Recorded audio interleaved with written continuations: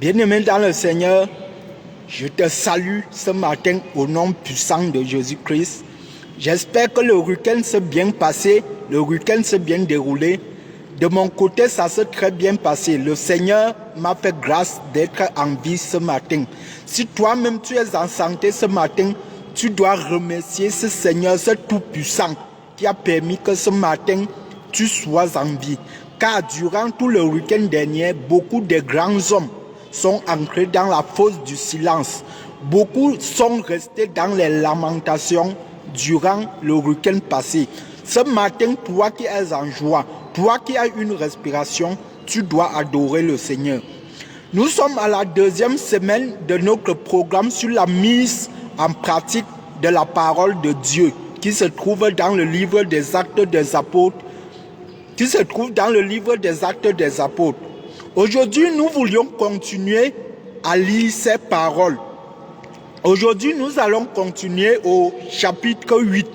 Nous allons continuer à lire ces paroles dans le chapitre 8. Ouvre la Bible dans le livre des Actes des Apôtres, chapitre 8. Nous allons lire tout le chapitre des Actes des Apôtres, tout le chapitre 8 des Actes des Apôtres. Il est écrit: Saül avait approuvé le meurtre d'Étienne.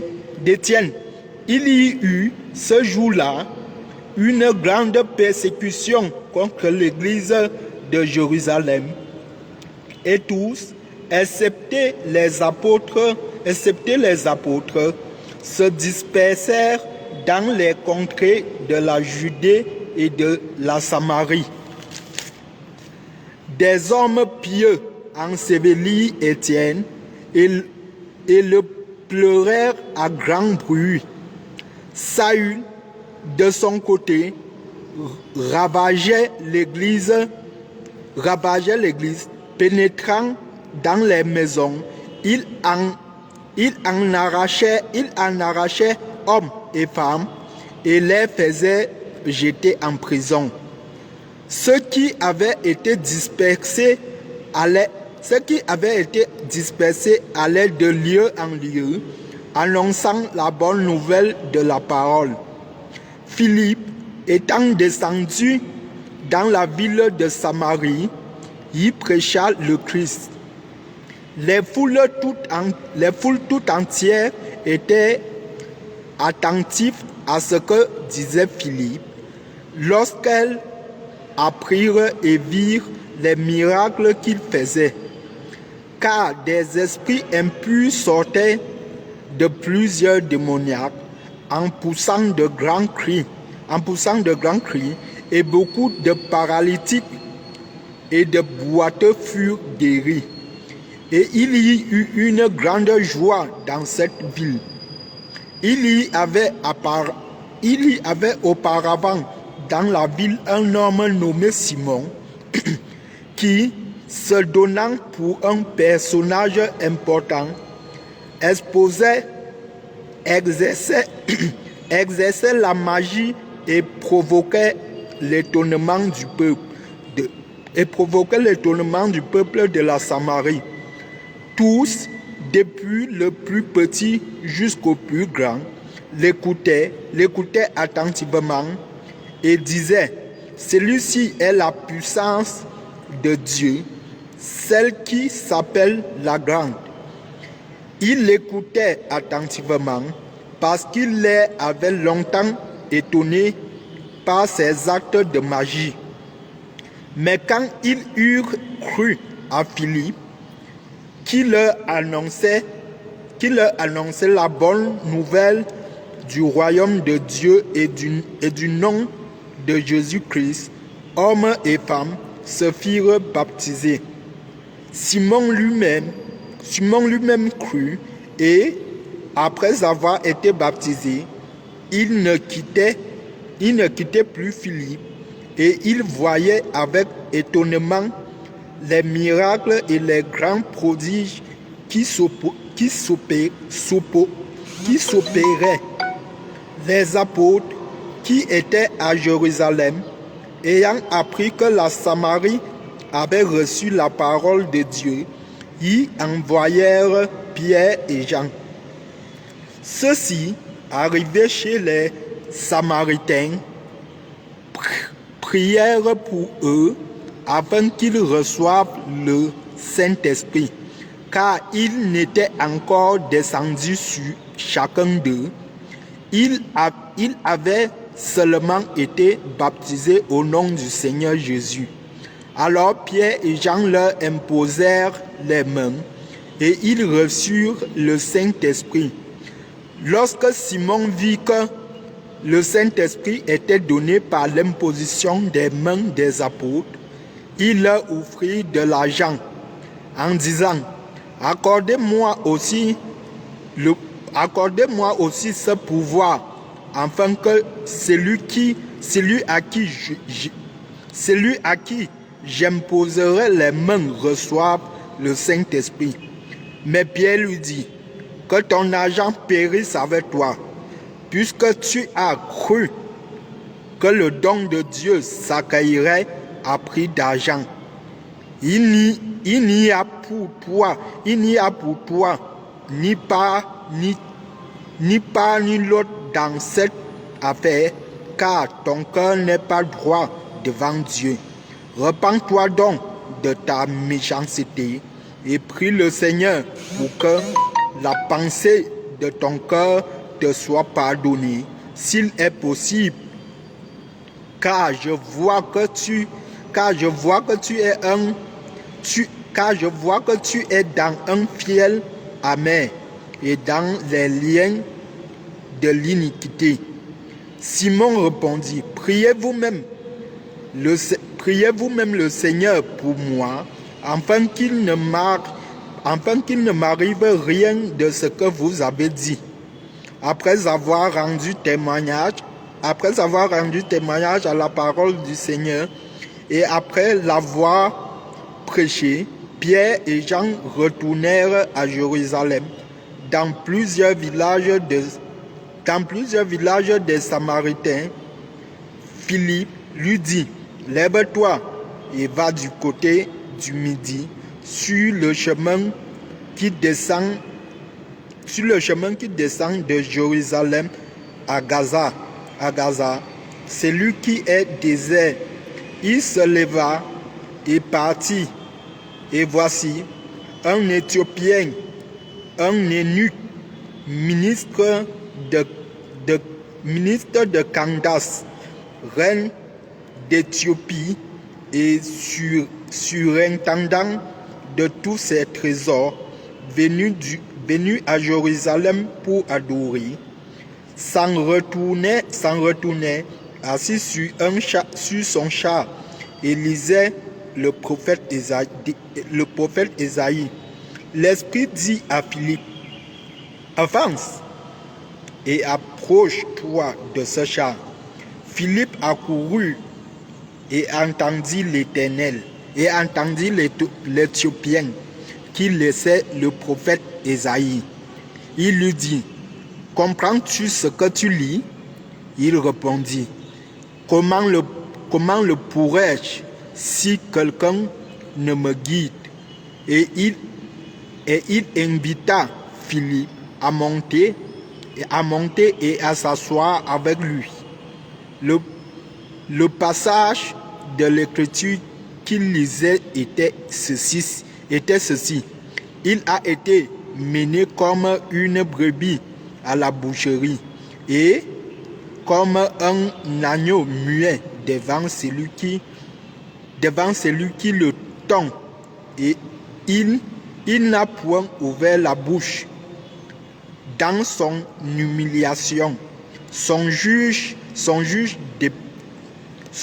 dépeignera, car sa vie était retranchée de la terre. L'eunuque dit à Philippe, je te prie, de qui le prophète parle-t-il ainsi? Est-ce de lui-même ou de quelqu'un d'autre? Alors Philippe, ouvrant la parole et commençant par ce passage, lui annonça la bonne nouvelle de Jésus. Comme ils continuaient leur chemin, ils rencontrèrent de l'eau. Et l'eunuque empêche, et ils rencontrèrent de l'eau. Comme ils continuaient leur chemin, ils rencontrèrent de l'eau. Et l'eunuque dit, voici de l'eau. Qu'est-ce qui empêche que je ne sois baptisé? Philippe dit, si tu crois de tout ton cœur, cela est possible. L'eunuque répondit, je crois que Jésus-Christ est le Fils de Dieu. Il fit arrêter le char. Philippe et l'eunuque descendirent tous deux dans l'eau, et Philippe baptisa l'eunuque. Quand ils furent sortis de l'eau, l'Esprit du Seigneur enleva Philippe, et l'eunuque ne le vit plus, tandis que, joyeux, il poursuivait sa route. Philippe se trouva dans Azote, d'où il alla jusqu'à Césarée, en évangélisant toutes les villes par lesquelles il passait. Amen. Bien-aimés dans le Seigneur, nous voyons ici la parole de Dieu. Nous voyons que nous avons lu en 5 minutes un chapitre de 40 versets. Bien-aimés dans le Seigneur, lire la Bible est très important pour un chrétien. Tu dois lire la parole de Dieu. La Bible, le livre de Jean me dit qu'au commencement était la parole. Pour dire que tout ce que tu fais quotidiennement, tu dois commencer par écouter la parole de Dieu. Alléluia. Bien-aimés dans le Seigneur, en lisant ce chapitre, en lisant cette parole, j'ai souligné pratiquement 8 versets, 8 actions que nous devions mettre en pratique en ce jour. La première action que j'ai soulignée ici se trouve au verset 3. Le verset 3 dit ceci. Saül, de son côté, ravageait l'église. Saül, de son côté, ravageait l'église, pénétrant dans les maisons. Il en arrachait hommes et femmes et les faisait jeter en prison. Alléluia. Bien-aimés, l'action ici que nous ne devions pas mettre en pratique, nous devions plutôt nous éloigner de cette action. C'est jeter les gens en prison. Alléluia. Bien-aimés dans le Seigneur, aujourd'hui, nous avons les hommes qui se disent chrétiens entre parenthèses, qui jettent les gens dans les prisons. Bien-aimés dans le Seigneur, lorsque je parle de prison, je ne parle pas seulement de la prison que nous connaissions nous tous, mais je parle aussi de la prison du cœur. Il y a les gens qui jettent les gens dans les prisons de leur cœur. Oui, bien-aimés dans le Seigneur, évite de jeter les gens dans les prisons, de condamner les gens dans les prisons. Bien-aimés dans le Seigneur, en tant que chrétien, en tant que fils de ton Père, tu dois éviter de jeter les gens en prison. Alléluia. Bien-aimés dans le Seigneur, la deuxième action ici se trouve au verset 4.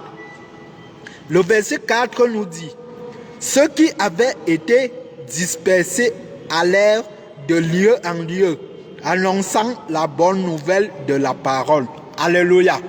Bien-aimés dans le Seigneur, la deuxième action, c'est annoncer la bonne nouvelle de la parole. Tu dois annoncer la bonne nouvelle de la parole. Aussi vrai que tu es fils de Dieu vivant, tu dois annoncer la bonne nouvelle de la parole. Alléluia. Bien-aimé dans le Seigneur, tu dois marcher de lieu en lieu pour annoncer la bonne nouvelle de la parole et non la fausse nouvelle. Tu dois annoncer la bonne nouvelle comme je le fais ici. Tu dois annoncer aussi la bonne nouvelle. Bien-aimé dans le Seigneur, la troisième action se trouve au verset 6. Le verset 6 nous dit quoi? Le verset 6 nous dit, les foules tout entière était attentive à ce que disait Philippe lorsqu'elle apprirent et virent les miracles qu'il faisait. Alléluia. Bien-aimés dans le Seigneur, l'action que nous devions mettre en pratique en ce jour, c'est être attentif à tout ce que les hommes de Dieu disent. Alléluia.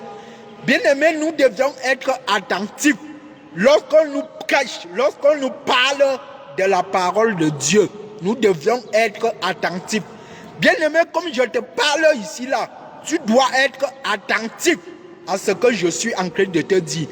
Bien-aimé dans le Seigneur, la parole du Seigneur est la vérité. La parole du Seigneur est la vie. La parole du Seigneur est le chemin. Alléluia. Bien-aimé dans le Seigneur, lorsqu'on te prêche la parole, lorsqu'on t'évangélise, lorsqu'on te parle du Dieu vivant, du Dieu qui est mort et ressuscité, tu dois être attentif. Bien-aimé dans le Seigneur, ça c'est l'action que tu vas mettre en pratique. Être attentif à la parole de Dieu. Être attentif lorsque les hommes de Dieu te parlent. Tu dois être attentif. Bien-aimé dans le Seigneur, la quatrième action ici que je dois souligner et que nous devions mettre en pratique se trouve au verset 9. Le verset 9 nous dit ceci. Il y avait auparavant dans la ville un homme nommé Simon qui, se donnant pour un personnage important, exerçait la magie et provoquait l'étonnement du peuple de la Samarie. Alléluia. Bien-aimés, l'action que j'ai soulignée ici, c'est une action que nous ne devions pas mettre en pratique. Car cette action, c'est l'action du diable. C'est l'action du séducteur. Alléluia. Bien-aimé dans le Seigneur, l'action que j'ai soulignée ici, c'est exercer la magie. Alléluia. Exercer la magie est une action que nous ne devions pas mettre en pratique. Bien-aimé dans le Seigneur, aujourd'hui, il y a les hommes qui font de la magie et se disent qu'ils sont avec Dieu. Alléluia. Bien-aimé dans le Seigneur, si quelqu'un fait de la magie, ça qu'il est du diable, il est de Satan. Alléluia. Bien-aimé dans le Seigneur, être avec Dieu ne signifie pas qu'on doit faire la magie. Ne signifie pas qu'on doit étonner le peuple avec la magie. Regardez ici, Simon faisait la magie et sa magie était tellement étonnante que le peuple croyait en lui. Alléluia. Que le peuple croyait qu'il était le Dieu parce qu'il faisait la magie. Alors que cette magie venait du diable. Bien-aimé dans le Seigneur, je ne sais pas si tu es un magicien, mais je te dis, si tu es un magicien, c'est que tu es dans le camp de l'ennemi. Je parle comme ça à certains marabouts, à certains féticheurs, à certains hommes de Dieu qui font de la magie pour opérer les miracles. Bien-aimé, la magie ne fait pas partie, la magie n'est pas dans le camp des enfants de Dieu. Alléluia. Tu dois te repentir, toi qui fais de la magie. Bien-aimé dans le Seigneur, la cinquième action ici se trouve au verset 12. Le verset 12 me dit, mais quand ils eurent cru à Philippe, qui leur annonçait la bonne nouvelle du royaume de Dieu et du nom de Jésus-Christ, hommes et femmes se firent baptiser. Alléluia. Bien-aimés dans le Seigneur, l'action que nous devions mettre en pratique aujourd'hui, que j'ai souligné ici là, c'est se baptiser. Alléluia. Bien-aimé dans le Seigneur, tu dois prendre l'engagement aujourd'hui de te baptiser. Bien-aimé, la Bible me dit, la parole de Dieu me dit que ceux qui acceptent la parole de Dieu, ceux qui acceptent la parole de Jésus-Christ sont baptisés. Alléluia. Bien-aimé dans le Seigneur, aussi vrai que tu te dis que tu as accepté la parole de Dieu, tu dois t'engager à te baptiser.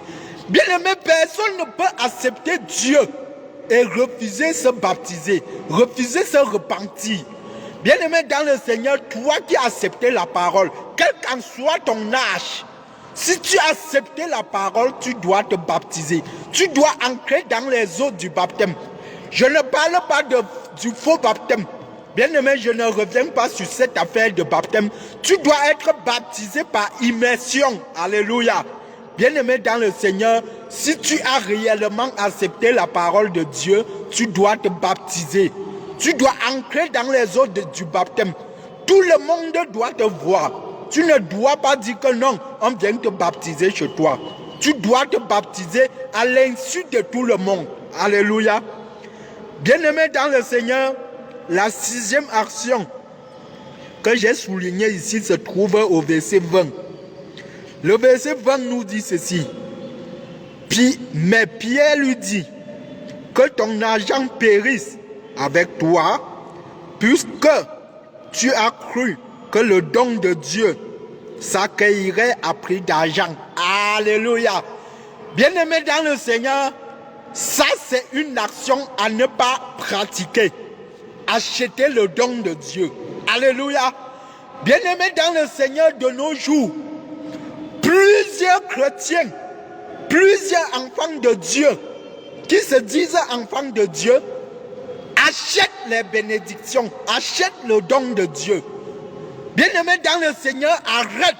Toi qui as déjà acheté le don de Dieu, tu dois te repentir. Tu dois te repentir en ce jour. Bien-aimé dans le Seigneur, je ne cesserai jamais de parler assez.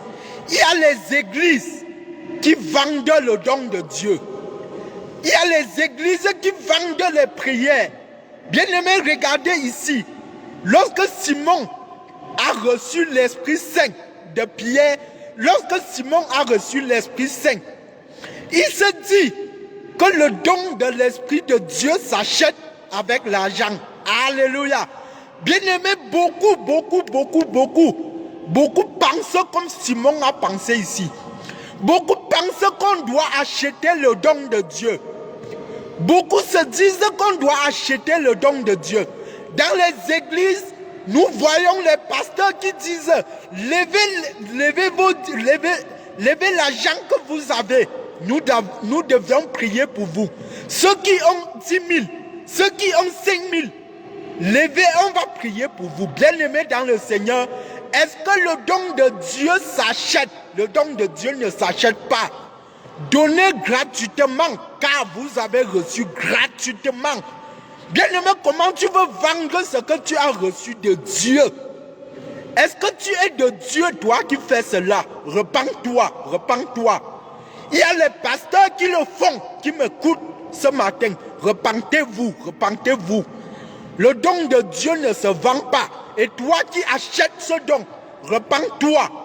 Et sache aujourd'hui que le don de Dieu ne s'accueille pas à un prix. Tu dois te repentir. Bien-aimé dans le Seigneur, la 7e action ici se trouve au verset 37. Le verset 37 nous dit, Philippe dit, si tu crois de tout ton cœur, cela est possible. L'eunuque répondit, je crois que Jésus-Christ est le Fils de Dieu. Alléluia. Bien-aimé dans le Seigneur, voici l'eunuque qui voulait être baptisé par Philippe. Et Philippe lui dit, est-ce que tu as d'abord cru de tout ton cœur? Si tu crois de tout ton cœur, alors nous pouvions te baptiser. Alors, je peux te baptiser. C'est où l'eunuque a dit, je crois que Jésus est le Fils de Dieu. Et il a été baptisé. Bien-aimé dans le Seigneur, l'action que tu dois pratiquer aujourd'hui, la croyance, tu dois croire que Jésus est le Fils de Dieu. Tu dois croire à la parole de Dieu afin d'être baptisé. Aujourd'hui, nous voyons ceux-là qui se baptisent sans croire. Alléluia. Qui se baptisent sans accepter Jésus dans leur vie, sans croire à la parole de Dieu. Bien-aimé dans le Seigneur, si tu es comme cela, le baptême n'a aucun effet dans ta vie. Si tu n'as pas cru à la parole de Dieu, si tu n'as pas cru en Jésus-Christ, Le baptême n'a pas d'effet dans ta vie. Ça, c'est l'action que tu dois mettre en pratique aujourd'hui même. Croire que Jésus-Christ est fils de Dieu et te baptiser maintenant après avoir cru. Alléluia. Bien-aimé dans le Seigneur, la 8e action ici se trouve au verset 40. Le verset 40 me dit, Philippe se trouva dans Azote, d'où il alla jusqu'à Césarée, en évangélisant toutes les villes par lesquelles il passait. Alléluia. Bien-aimés dans le Seigneur, l'action que nous devions mettre en pratique encore en ce jour, c'est la dernière action.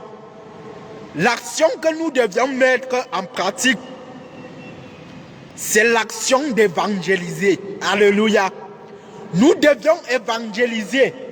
Bien-aimés dans le Seigneur, la Bible me dit dans le livre de Matthieu 28 au verset 19, la Bible me dit, allez et faites de toutes les nations les disciples. Alléluia. Bien-aimés dans le Seigneur, toi qui es enfant de Dieu, toi qui es chrétien, tu dois évangéliser, tu dois faire des nations les disciples. Alléluia. Bien-aimé dans le Seigneur, reçois ta bénédiction en ce jour, reçois ta bénédiction en cette semaine, en cette fin d'année, reçois ta bénédiction. Que le Seigneur annule tous les plans de l'ennemi derrière toi en cette fin d'année. Parce qu'en cette fin d'année, il y a beaucoup de personnes, beaucoup de sacrificateurs qui veulent nous sacrifier, qui veulent sacrifier les autres, qui veulent mettre en confusion les autres. Bien-aimé dans le Seigneur, en cette fin d'année, je prie que le Seigneur t'épargne du chemin de tes ennemis, t'épargne du chemin de ceux-là qui ont prononcé ton nom au lieu des sacrifices. Sois béni au nom de Jésus.